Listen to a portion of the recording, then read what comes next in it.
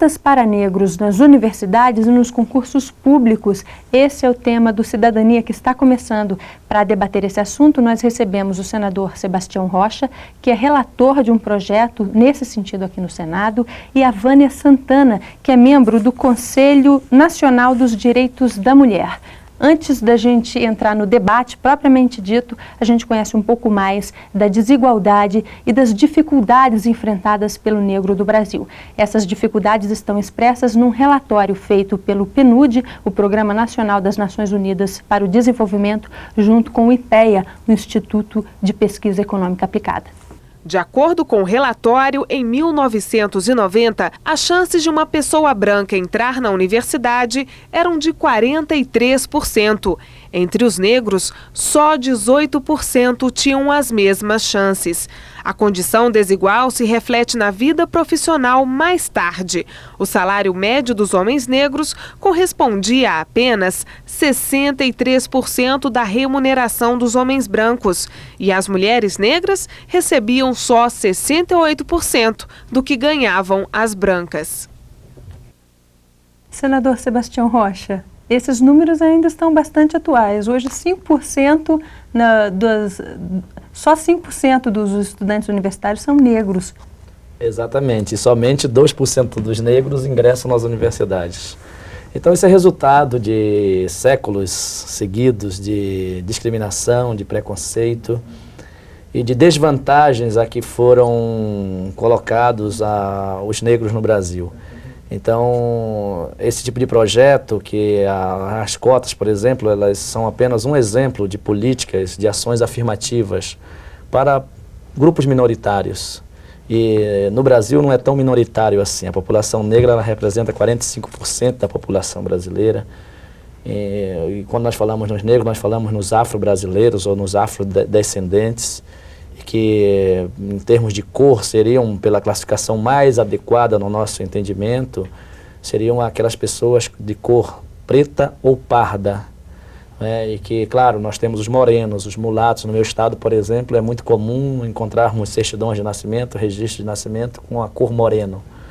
E são pessoas negras, assim, de famílias mesmo afrodescendentes, mas como o preconceito é tão forte e a dificuldade de inserção na sociedade é tão grande que culturalmente as pessoas não se sentem adequadamente qualificadas ou classificadas com, por exemplo, a cor preta. Então há um temor muito grande de que isso num documento possa representar mais ainda discriminação, mais preconceito, mais desigualdade, mais desvantagem no mercado de trabalho, nos estudos, enfim, diante de todo o espectro da nossa sociedade. Então, por isso que esse projeto do senador Sarney, no meu entendimento, ele é bem-vindo neste momento, onde nós, neste ano, sobretudo, onde nós tivemos uma conferência mundial, tratando das minorias, da discriminação como um todo, dos preconceitos. E, sobretudo, porque nesses dias também se comemorou, se homenageou a população negra através do Dia Nacional da Consciência Negra. Então, esse projeto, sem dúvida nenhuma, ele é fruto da articulação de grandes lideranças, de lideranças reconhecidas dentro do movimento negro, dentro da população negra, mas, sobretudo, tem o apoio de instituições consagradas também, respeitadas no Brasil, como o IPEA. Quer dizer, você veja o IPEA, um organismo oficial do governo, defende esse tipo de política assim, com muito entusiasmo, com muita determinação, em função desses dados demonstrativos. E a situação não é diferente no segundo grau, não é diferente quando se analisa moradias, não é diferente quando se analisa trabalho infantil. Quer dizer, é sempre, esse quadro é presente em todas as circunstâncias quando você compara a população negra, por exemplo, com a população branca no Brasil. E será que isso funciona efetivamente? Nossa intenção é fazer uma ação que evidentemente funcione. A gente precisa alterar o quadro de desigualdade racial existente no Brasil. Primeiro nós precisamos nos colocar de acordo. Colocar de acordo de que esses números apresentados para o IPEA significam uma vulnerabilidade imensa para a população brasileira e para a população afrodescendente em particular. Nós precisamos nos colocar de acordo que nós queremos mudar este quadro. Estamos de acordo? Se nós estamos de acordo, o que nós devemos fazer? A apresentação da lei de cotas na universidade, nos concursos públicos, o acesso ao fundo de educação, que é algo também que se apresenta junto dessa legislação, é uma estratégia para alterar o que nós estamos tendo hoje como dado, né? Então, funciona? Eu diria que esses dados demonstram que o que foi feito até agora não funcionou. Melhor tentar? Alguma coisa precisa ser feita, porque o não fazer é fazer, deixar a situação chegar aonde chegou. Agora eu pergunto nós temos 20% não é muito? Muito 20? Frente ao quê? Muito frente ao quê? Se aqui, eu acho que é muito grande o gap de desigualdade que temos ali. Eu não posso imaginar, como o estudo muito bem demonstra, enfim, pode ser acessado na homepage do IPEA, que é um trabalho muito rico do Ricardo Henriques, realmente um aliado. Eu diria que eu não posso conviver com a ideia de que a escolaridade dos meus avós são similares à que eu tenho hoje. Então, eu diria que é pouco, né? Uhum. O que é importante ressaltar é que a população negra no Brasil ela representa 45% do total dos brasileiros. Uhum. E um outro fator importante de desigualdade, quer dizer que 68% da população pobre são negros. Uhum. Então, quer dizer, 89% dos indigentes são negros. Então, quer dizer, nós estamos aliando aí uma política afirmativa que atende aos negros e aos pobres ao mesmo tempo. Claro. Porque uma parcela significativa dos pobres são negros. Agora, e aí, é claro, você coloca assim, é muito, mas veja bem, é como no início eu tentei esclarecer. Se a população negra, ela representa em termos de CUTs, em termos de cor, de classificação de cor, basicamente, a população classificada como de cor preta, que é o negro propriamente dito, e de cor parda. Por quê? Porque os indicadores sociais para a população parda, classificada como parda, é muito semelhante ao da população classificada como preta, digamos, cor preta. E então, por isso os pardos estão incluídos. Porque os pardos são oriundos da miscigenação, né, da mistura da presença do negro na sociedade brasileira, na população brasileira. Pergunto, senador, essas medidas, elas já vão lá na frente, na universidade e depois da universidade nos concursos. Mas se o que o senhor disse expressa desde o primeiro e do segundo grau, a verdade é que quando essas pessoas que venceram o segundo grau chegarem às universidades, elas não estariam tendo, na verdade, muito mais chances proporcionalmente do que uma outra pessoa brasileira também fazendo concurso ou a universidade legitimamente? O Cristóvão Buarque, o ex-governador de Brasília, Distrito Federal, ele escreveu recentemente um artigo chamado Cota 100, parece no jornal local de Brasília. E ele, então, tratou exatamente disso, que a grande dificuldade está na escolaridade desde o ensino infantil e até chegar ao segundo grau, quando, por exemplo, os estudos, eu não sei se a Vânia pode confirmar esses índices, mas me parece que apenas 11% da população negra consegue concluir o segundo grau, enquanto 28% a 30% da população branca conclui o segundo grau. Então a dificuldade está lá, mas se você tem um estímulo aqui no ápice, se você tem um estímulo na universidade e na geração de emprego, no acesso ao emprego, isso vai servir certamente para que os pais, as famílias e a própria pessoa negra tenham um estímulo muito maior para concluir os seus estudos.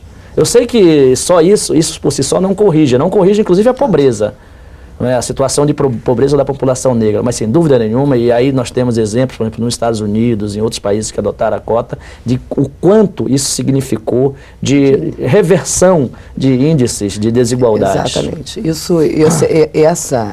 A experiência norte-americana de acesso dos negros à universidade, ela tem um benefício, um impacto positivo, não só no grupo negro, afro-americano, como na sociedade como um todo. E foi um benefício que se estende hoje a vários outros grupos. As mulheres são beneficiadas por isso, os hispânicos são beneficiados por isso, e é também a compreensão, o entendimento de que a sociedade tem esse perfil diverso, tem história diversa e precisa ser atendida nesta sua diversidade. Você tocou em torno do ensino de segundo, o básico, né, a escolaridade básica. Vou lhe dizer uma coisa que é importante também que nós falemos aqui. As organizações do movimento negro sempre tiveram atento à situação da educação, ou seja, a baixa qualidade do ensino e, na verdade, dinâmica pedagógica que são submetidas as crianças negras no Brasil. As críticas eram em três direções. No acesso à escolaridade para a população negra, que sempre foi muitíssimo dificultada. E é por isso que nós temos um índice imenso de analfabetos, população negra analfabeta. Permanência, porque a escola funciona como lugar de reprodução de práticas racistas terríveis, né? Terríveis. Se nossas escolas estivessem preparadas para acolher sem preconceito, sem discriminação e sem racismo uma criança negra, muito provavelmente você não teria tantas crianças negras indispostas a ir para a escola, porque a escola tem sido um lugar de grande humilhação. E eu tenho certeza que qualquer pessoa negra que esteja vendo esse programa vai ter pelo menos umas 5 histórias tristes para contar da sua experiência escolar. E a outra coisa que sempre se criticou, as organizações negras sempre criticaram, é o conteúdo e a qualidade do que é ensinado na escola. Eu posso conhecer, sou historiadora de formação, conheço muito profundamente os processos de integração da Europa, e não sei absolutamente nada do que se passou na África, na Ásia. Qual é o conteúdo, qual é a história positiva que você tem de uma parcela da população que construiu esse país, para além de dizer que são escravos? Nós fomos ferreiros, costureiras, né? Nós desenvolvíamos todas as funções que eram as funções de habilidade. Construímos esse país. E, no entanto, a única classificação que nos coloca é como escravo. Não se diz o que é um trabalho, se diz que o camarada é escravo. Ela foi escrava. Então, educação, perfeito, sempre esteve na agenda das organizações do movimento negro como um bem, como um direito, com qualidade. Para que a gente não tivesse, evidentemente, que estava ganhando percentual dentro da universidade. Esse é um assunto. E com relação à universidade, vou lhe dizer uma outra coisa, em relação à universidade pública. Eu sou uma cidadã, eu contribuo e, portanto, eu reconheço como um direito acessar todos os benefícios que eu, de alguma maneira, contribuo. Então, eu faço a crítica para, evidentemente, ampliar o número de universidades, de negros, presença de negros afrodescendentes nas universidades, tanto quanto espero que a educação básica seja de qualidade, acessível, preocupada com a permanência e preocupada também com a qualidade, com o conteúdo que se aprende. Mas você não acha que uma escola básica estruturada, se o negro tiver o acesso que no caso hoje, pelo que você diz, não tem, a um bom ensino médio, ele vai concorrer com as mesmas chances na universidade? Porque o que está impedindo o negro de entrar na universidade ou no concurso não é a cor dele, porque esses concursos em geral não mostram sequer, as pessoas sequer se identificam, mas como ele chegou preparado ali. Se ele chegou preparado por um processo discriminatório na base, não deveria ter revertido o processo discriminatório na base? Veja bem, esse é um assunto que nós estamos no debate, desculpa me interromper, mas esse também é um debate que nós estamos levando nesse momento de discussão do projeto. Nós sabemos da importância, da necessidade de a gente estabelecer metas e cronograma, né? Se nós chegarmos a um ponto da implementação da política em que percebemos que houve reversão daquele quadro, tomemos outra atitude. Quando isto que você está mencionando como hipótese, como possibilidade, acontecer, nós não vamos precisar mais utilizar a lei.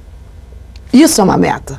Agora, senador, para esse problema que a Vânia levantou, qual é o procedimento legal que deveria ser tomado? Cota também no primeiro e no segundo grau? Não, porque aí o ensino ele é universal, não há problema de acesso, você não precisa fazer uma prova para conseguir acessar ao segundo grau, nem ao primeiro grau, como nas universidades tem o nosso vestibular aqui tradicional.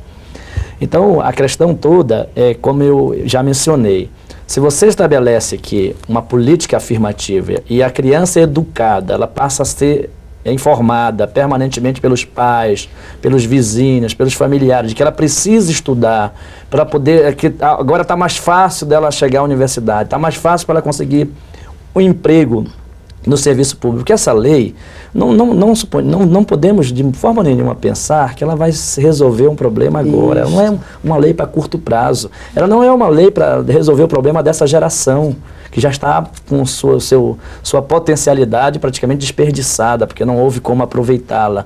Ela é uma lei para daqui a 50 anos. Quando a Vânia fala em metas, é isso que nós queremos colocar, que é uma lei que vai servir para as criancinhas de hoje, que estão ingressando no ensino infantil, na educação infantil, e já ingressa sabendo, olha, quando eu vou ter que estudar, me preparar, porque agora eu tenho mais facilidade de chegar à universidade ou de passar num concurso público, porque eu já sou tratado com uma política que me permite um acesso mais facilitado. Então, é como eu disse, é um estímulo, quer dizer, a cota é um prêmio para quem conseguir vencer as etapas de baixo, que são tão difíceis. E por que são difíceis?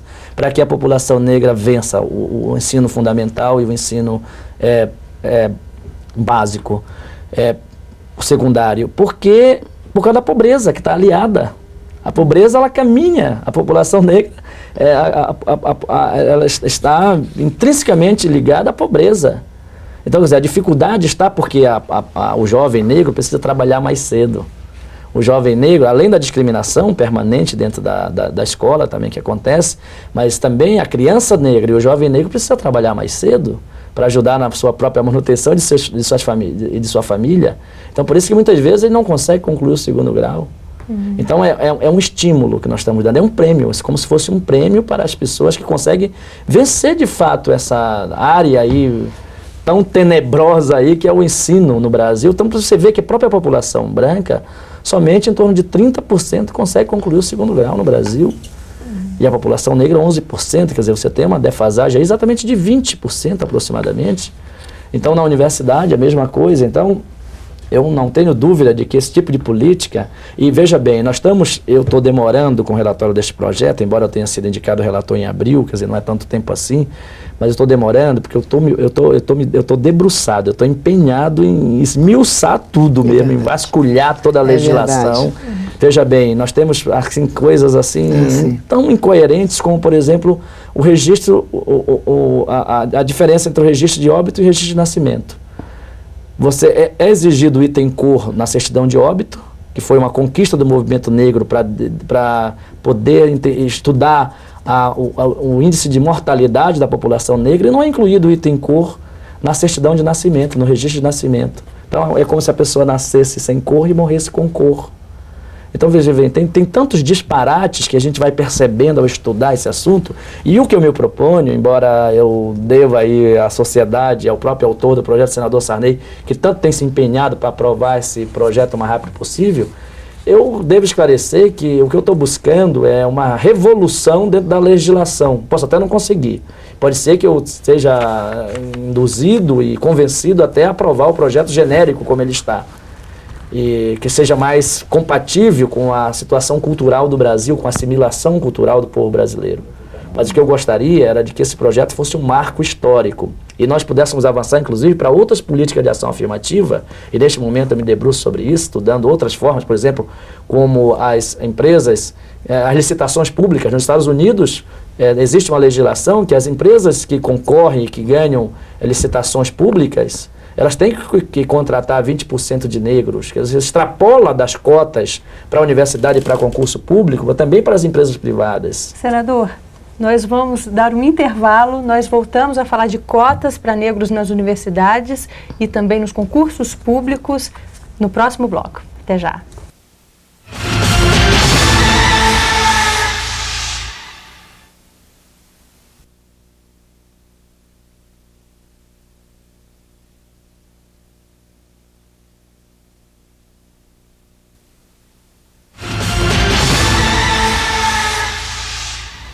O programa Cidadania está discutindo cotas para negros nas universidades e nos concursos públicos. Um projeto em discussão aqui no Senado prevê 20% das vagas das universidades e dos concursos para os negros. Como o assunto é negro e racismo, nós lembramos que no último dia 20 foi o Dia Nacional da Consciência Negra e antes da gente entrar nesse assunto aqui com os nossos entrevistados, nós vemos um VT a respeito desse assunto de Zumbi dos Palmares. Comandante guerreiro. Zumbi era um nome mágico para milhares de negros que viviam no Brasil do século XVII. Sinônimo de liberdade para homens e mulheres arrancados da África para trabalhar como escravos em uma terra estranha. Durante quase 20 anos, ele foi o rei do Quilombo de Palmares, um país independente criado por escravos rebelados na Serra da Barriga, hoje parte dos estados de Alagoas e Pernambuco.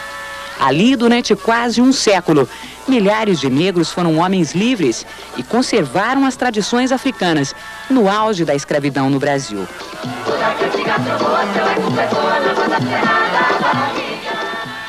Zumbi nasceu livre em Palmares, foi capturado quando menino, mas fugiu para tornar-se o último e mais radical líder dos quilombos. Em 1694, depois de várias tentativas, primeiro holandesas, depois portuguesas, uma expedição conseguiu chegar ao quilombo, abrindo caminho com balas de canhão.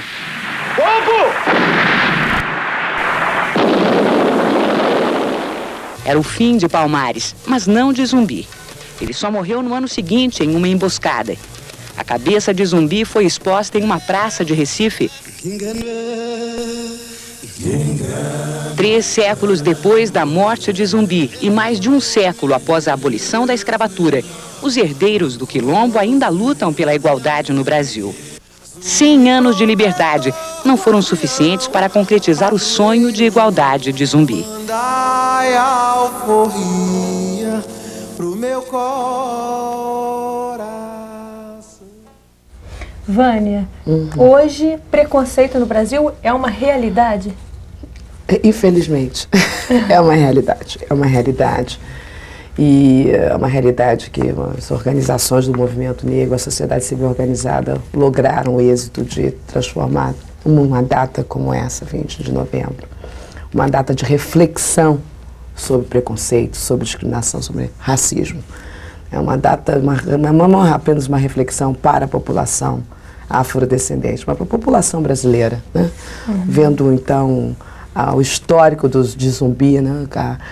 Na verdade, a luta pela libertação, porque não é só a libertação dos negros, é a libertação de um regime colonial, né? Que as pessoas morriam. As pessoas não sabem, o Brasil foi um país que mais importou gente, escravo africano, né? Isso é uma coisa, são 3.600.000 a estimativa de homens e mulheres atravessando o Atlântico apenas para o Brasil.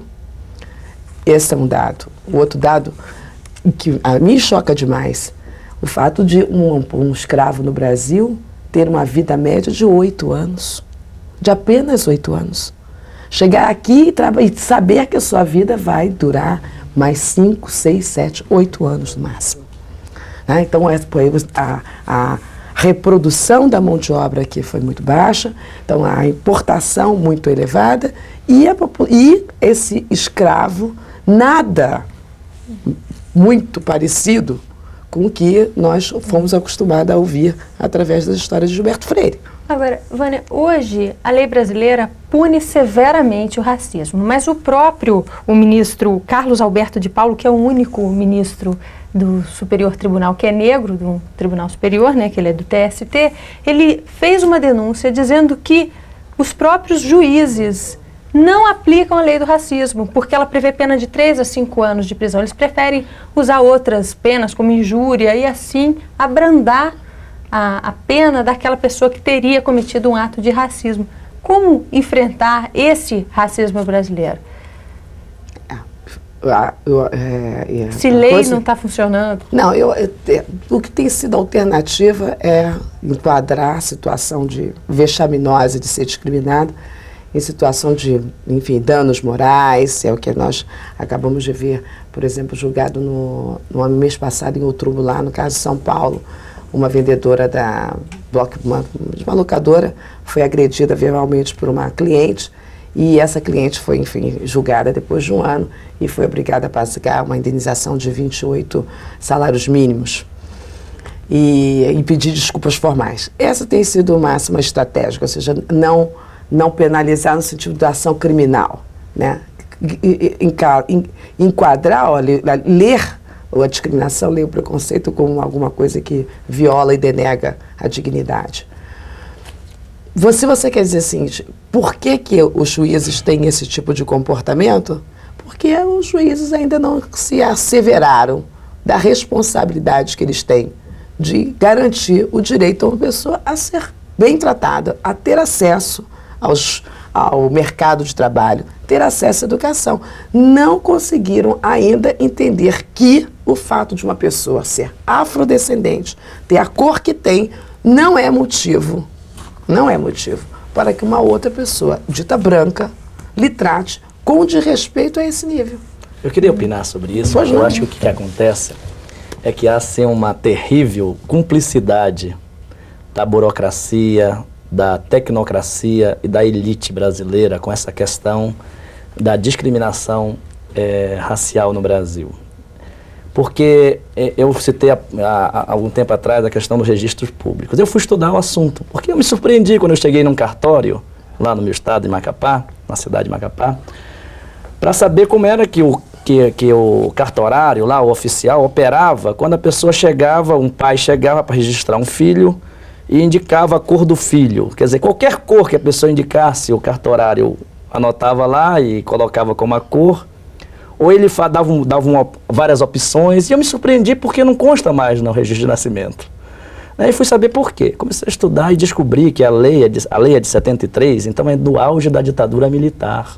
Então a ditadura militar tentou passar para a nação brasileira de que o preconceito não existe.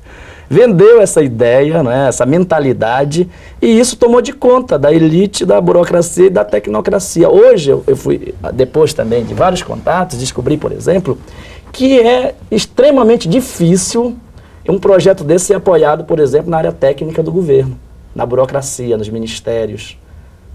E aí eu não quero aqui acusar o ministro Paulo Renato, por exemplo, nem levantar suspeição, mas ele não tem ainda demonstrado uma vontade política de apoiar essa legislação de cotas. Mas ele veio exatamente, ele é